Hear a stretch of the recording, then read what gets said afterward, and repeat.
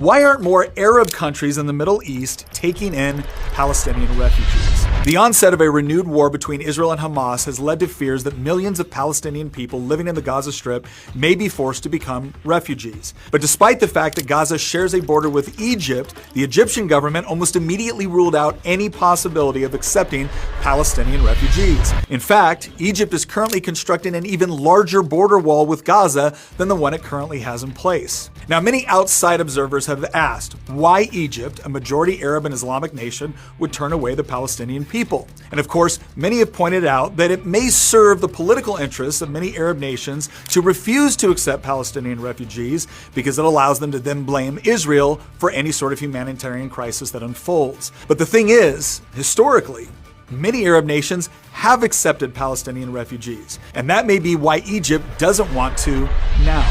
For example, in 1991, the Kuwaiti government actually expelled nearly 300,000 Palestinians in the aftermath of the First Gulf War, and this represented an astonishing 18% of Kuwait's entire population.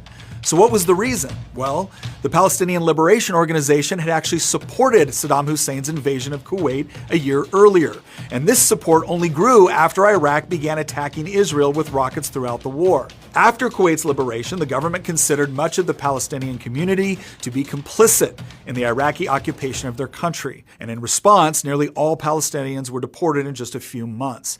And this wasn't the first time something like this had happened.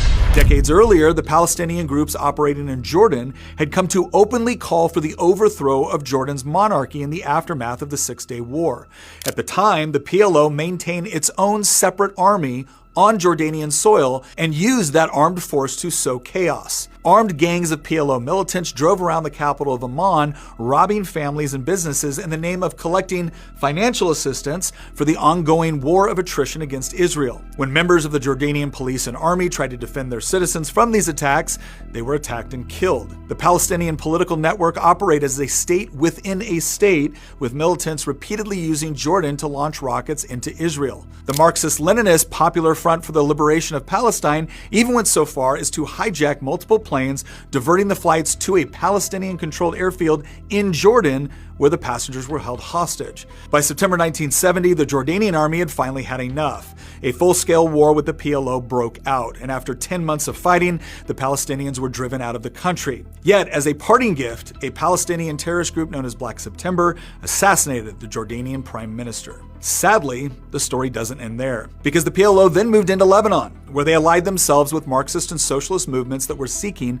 to overthrow Lebanon's conservative Maronite Christian government. The presence of thousands of Palestinian militants flooding into the country completely destabilized Lebanon and plunged the entire nation into chaos. Less than 4 years after the PLO was expelled from Jordan, Lebanon found itself in the middle of one of the most bloody and chaotic civil wars in Middle Eastern history, from which it has never fully recovered. In short, Palestinian organizations have not just attacked Israel. They have sowed unrest in many of the neighboring Arab and Muslim countries as well, and this has led those governments to the conclusion that allowing for mass immigration or even just refugee camp resettlement within their borders would lead to domestic unrest for their own countries. And this, of course, only exacerbates the humanitarian crisis for those Palestinian non-combatants caught in the middle. The problem is, as long as terrorist organizations like Hamas and others are elected to represent the Palestinian people, their plight will most likely continue, as neither Israel